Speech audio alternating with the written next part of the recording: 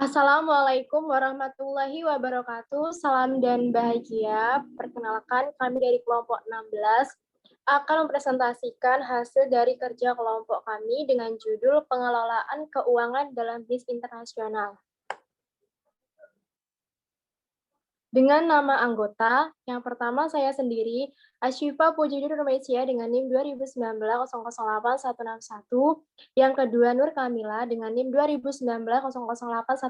2019-008177, yang ketiga Muhammad Andi Fajar dengan NIM 2018-008199. Di dalam bisnis internasional, investasi, pembiayaan, dan keputusan pengelolaan diperumit oleh fakta bahwa setiap negara memiliki mata uang yang berbeda, ketentuan pajak yang berbeda, peraturan yang berbeda mengenai aliran modal lintas perbatasan mereka, norma-norma yang berbeda mengenai pembiayaan kegiatan usaha, tingkat resiko ekonomi, serta politik yang berbeda. Manajer keuangan harus mempertimbangkan semua faktor ini ketika memutuskan kegiatan yang dibiayai. Cara terbaik untuk membiayai kegiatan tersebut adalah mengelola sumber daya keuangan perusahaan dan melindungi perusahaan dari resiko politik dan ekonomi atau resiko nilai tukar. Yang pertama, keputusan investasi. Sebuah keputusan berinvestasi dalam kegiatan di suatu negara harus mempertimbangkan banyak variabel ekonomi, politik, budaya, dan strategis. Salah satu peran manajer keuangan dalam bisnis internasional adalah mencoba untuk mengukur berbagai manfaat, biaya, dan resiko yang mungkin mengalir dari investasi di alokasi tertentu. Teknik penganggaran modal dapat mencapai tujuan itu. Yang kedua, penganggaran modal. Penganggaran modal menghitung manfaat biaya dan resiko investasi. Hal ini memungkinkan manajer untuk membandingkan dengan cara cukup objektif alternatif investasi yang berbeda di dalam dan lintas negara sehingga mereka dapat membuat pilihan informasi tentang di mana perusahaan harus berinvestasi. Penganggaran modal untuk proyek asing menggunakan kerangka teori yang sama dengan yang digunakan untuk penganggaran modal dalam negeri. Selanjutnya, yang ketiga, proyek dan arus kas induk. Pendapatan teoritis yang ada untuk menganalisis setiap proyek asing dan perspektif perusahaan induk karena arus kas untuk proyek belum tentu hal yang sama seperti arus kas ke perusahaan induk.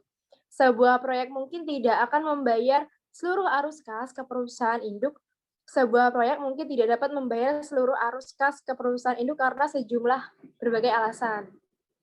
Yang keempat, penyesuaian untuk resiko politik dan ekonomi. Dibagi menjadi dua, yakni ada resiko politik dan resiko ekonomi.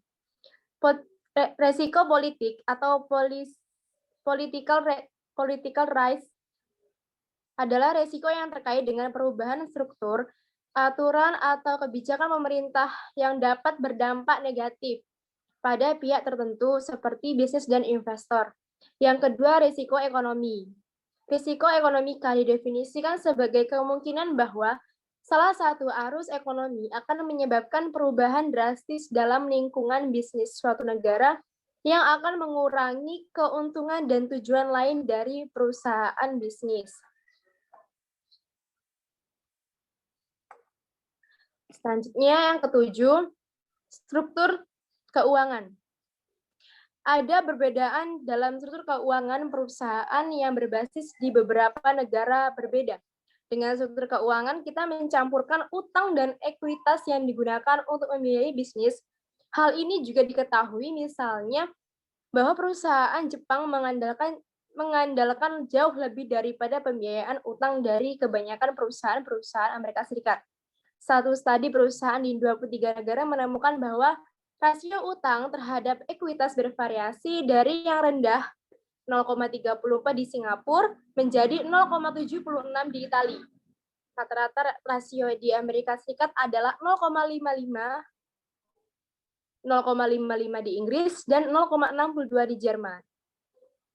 Kebijakan hal tersebut tidak jelas mengapa struktur keuangan perusahaan seharusnya berbeda-beda di banyak lintas negara. Satu penjelasan yang mungkin adalah kebijakan perpajakan yang berbeda yang menentukan ketertarikan relatif terhadap utang dan ekuitas dalam satu negara. Selanjutnya akan dijelaskan oleh Nur Kamilah.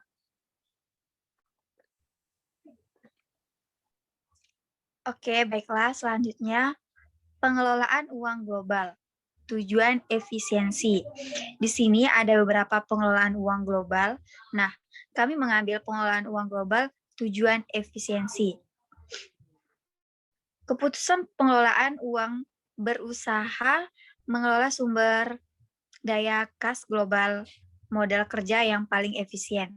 Hal ini meminimalkan saldo kas dan mengurangi biaya transaksi, yaitu ada dua.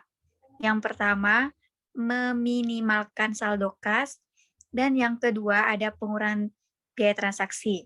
Meminimalkan saldo kas untuk setiap periode tertentu perusahaan harus memegang saldo tertentu.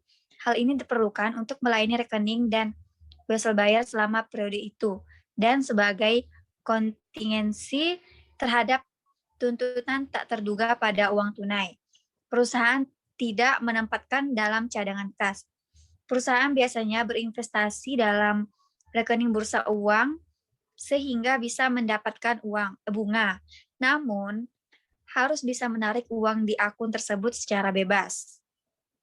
Yang kedua, pengurangan biaya transaksi. Biaya transaksi adalah biaya pertukaran.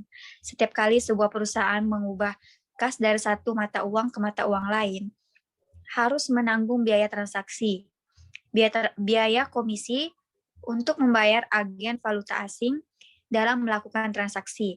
Sebagian besar juga bank mengenakan biaya transfer untuk memindahkan uang tunai dari satu lokasi ke lokasi lain. Biaya komisi dan transfer yang timbul dari transaksi antar perusahaan bisa besar menurut PBB. 40% perdagangan internasional melibatkan transaksi antara anak perusahaan nasional yang berbeda dari perusahaan internasional. Next, teknik pengelolaan uang global. Ada dua teknik pengelolaan uang global, yaitu penyimpanan terpusat dan jaringan multilateral.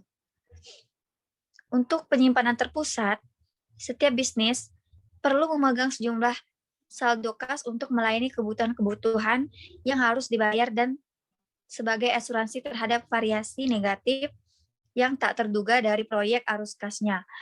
Secara umum, perusahaan lebih memilih untuk memegang saldo kas pada penyimpanan terpusat ada 3 alasan, yaitu pertama, dengan mengumpulkan cadangan kas terpusat, perusahaan dapat menyimpan dalam sejumlah besar. Saldo kas biasanya disimpan dalam rekening cari, seperti neraca bursa uang sepanjang malam.